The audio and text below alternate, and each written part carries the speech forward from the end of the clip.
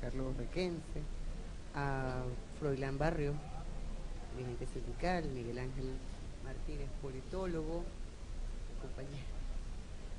compañero Salvador Lugo, de dirigente ¿Viste? juvenil, Salvador Lugo. a la compañera diputada Tania Díaz y al sociólogo Tulio Monsalve. Evaluando la encuesta que hiciera el diario Últimas Noticias, sin duda podemos concluir que el común denominador de las respuestas de las personas entrevistadas fue unión para trabajar y solucionar los problemas del pueblo. Eso lo podemos resumir en una sola línea. Eso fue la constante. Cómo nos unimos para trabajar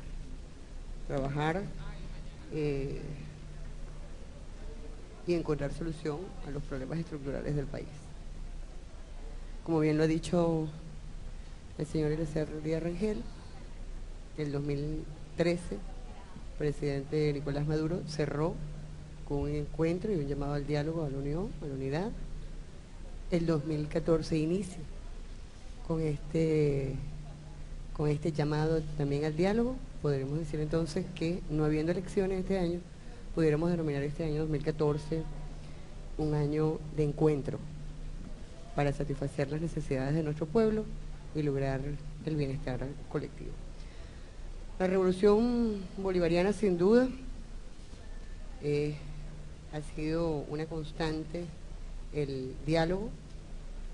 Si nos remontamos hace 20 años atrás, que cumple este año 22, el 4 de febrero, y 20 que salió el presidente comandante Hugo Chávez de Yare, salió a recorrer el país en búsqueda de diálogo, en búsqueda de construir una patria, y convocó el gran diálogo, convocó a la constituyente, en el cual se anotó el 75%, si mal no recuerdo, de la población venezolana, es decir, la mayoría de las personas se unió en este diálogo. El presidente Chávez decidió asumir las reglas de la democracia en ese momento y logra ganar la presidencia de la República, convoca al diálogo, pero el diálogo sincero para cambiar todo lo que tenga que cambiar. Vino todo el proceso de conformar el gobierno, la constituyente, las traiciones, los golpes de Estado, y aún allí vimos al presidente Chávez, y es una imagen que tenemos todos los venezolanos, yo creo que el mundo entero, un presidente repuesto, el hilo constitucional por el pueblo venezolano, con un crucifijo en la mano, perdonándose y llamando al trabajo. Sin embargo, pues eso fue visto como un símbolo de debilidad, incluso por nuestra propia gente. Mucha de ella criticaba ese llamado al diálogo y a la unidad, esa convocatoria, y bueno, la respuesta de ello fue el paro petrolero, guarimbas, terrorismo mediático, etcétera, y siempre la respuesta era: vamos a dialogar. Cuando la Asamblea Nacional, cuando la oposición decide no participar en la Asamblea Nacional y luego vuelve a la Asamblea Nacional, el llamado del presidente Chávez siempre fue también a la unidad, al diálogo, convocándolos a debatir los grandes temas. Son sin duda evidentes los logros que ha tenido la revolución, incluso con reconocimiento de organismos internacionales. El hecho de que Venezuela sea declarado territorio libre de analfabetismo, que se hayan ampliado sin duda los servicios de salud, de educación, los resultados de la gran misión Vivienda Venezuela, una misión que ha convocado a todas y todos, y en la que en concreto se logró la participación del poder popular, del gobierno todo, y de los empresarios, los constructores de este país. La ampliación de todo lo que es la población atendida por el sistema de pensiones, por solo mencionar algunos, por lo que no es admisible pues que se pretenda pensar que la propuesta de diálogo que impulsa el presidente Nicolás Maduro es producto de una crisis institucional. Este diálogo sin duda tiene la intención de cerrarle el paso a la violencia, que que analicemos realmente temas estructurales más allá de las diferencias. Debemos, como lo pide el pueblo venezolano, y yo creo que esa es una síntesis de estas encuestas que vimos de la petición del pueblo, debemos construir acuerdos, puntos de encuentro, de coincidencia, de convivencia para el beneficio del pueblo venezolano. Nadie puede dudar del diálogo de respeto que el presidente Maduro, al que el presidente Maduro ha llamado.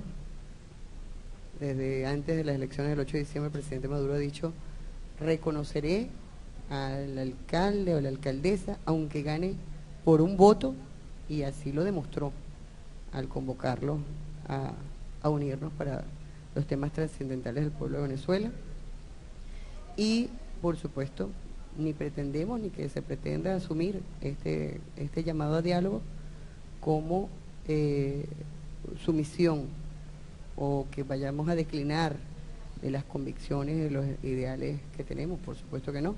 El diálogo pasa, en primer lugar, por respetarnos, por reconocernos, por respetarnos y por convenir en puntos de encuentro qué hacer, porque el diálogo no es para sentarnos y convidarnos a un café, el diálogo es para construir el país que los venezolanos y las venezolanas quieren y requieren. Nosotros como revolucionarios que somos, hemos pasado por procesos de diálogo todos los años que tiene la revolución. Cuando el compañero Montilla fue gobernador de estado, le tocó gobernar con la mayoría de los alcaldes en contra, y ahí hubo un proceso de diálogo y sin duda un avance importante en el estado Falcón. A mí me tocó asumir en la parte social, convenir con las esposas de los demás, incluso gobernadores del país, y en esa época coincidí con Evelyn Trejo de Rosales y construimos propuestas interesantes en materia de niños, niñas, adolescentes, y el estado Falcón avanzó muchísimo en esa materia. ¿Quién puede condicionar, por ejemplo, la lucha de los derechos de nuestros niños, niñas y adolescentes a la militancia de un partido? Absolutamente nadie. Y bueno, y sin duda, pues, de José Martín hemos aprendido que la mejor manera de decir es hacer, y eso estamos haciendo en concreto en este país. El diálogo no son declaraciones, sino acciones concretas. Concreto es lo que estamos viendo, por ejemplo, el ministro de Relaciones Interiores, Miguel Rodríguez, ministro de Interior, Justicia y Paz, que ha venido recorriendo el país, ya creo que lleva más de 16 estados recorridos, en donde se ha sentado con los gobernadores, con las gobernadoras, con los alcaldes y alcaldesas a debatir los planes y a escuchar con muchísimo respeto. Eso en concreto es un diálogo. Es decir, el diálogo se está construyendo en este momento, lo estamos construyendo. Hay acciones concretas para reforzar, para convenir, por ejemplo, en ese gran tema que es el tema de la seguridad. ¿Cómo lo hacemos en los demás temas, en la construcción de viviendas, en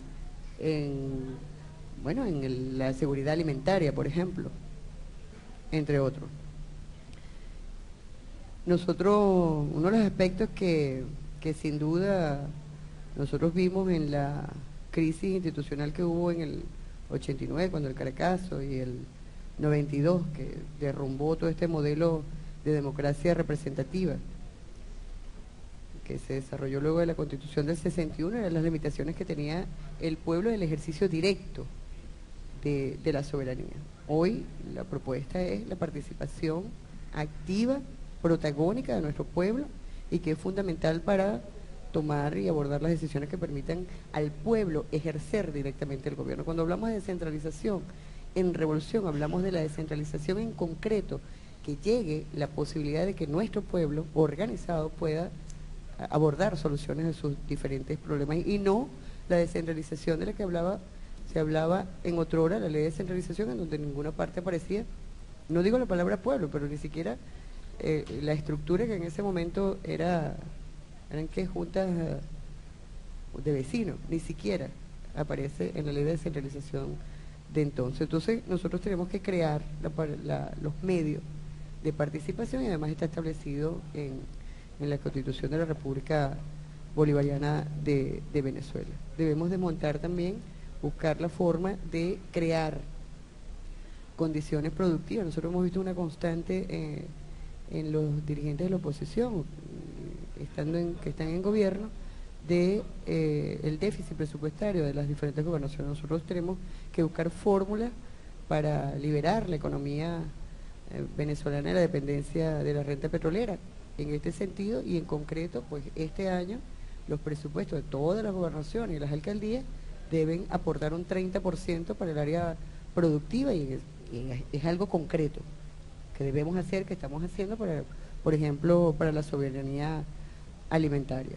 Nosotros, sin duda, debemos avanzar. El presidente Nicolás Maduro ha tenido la iniciativa de abrir una vez más el diálogo, siempre lo ha hecho.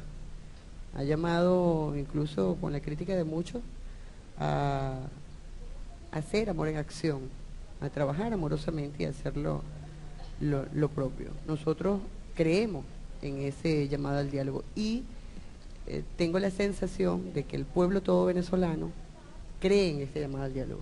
O sea, esta vez pareciera que se suban cada vez más hombres y mujeres a este llamado al diálogo y nosotros debemos, sin duda, a quienes nos adversan, pues, que es fundamental que tomen iniciativas para desarticular toda una campaña desestabilizadora contra la República. Nosotros debemos llamar a los sectores democráticos de la oposición, serios, conscientes, patrióticos, una oposición patriótica, una oposición seria. Me queda un minuto y cierro. Una oposición seria que efectivamente haga propuestas para solucionar los grandes problemas de nuestro país. Permítanme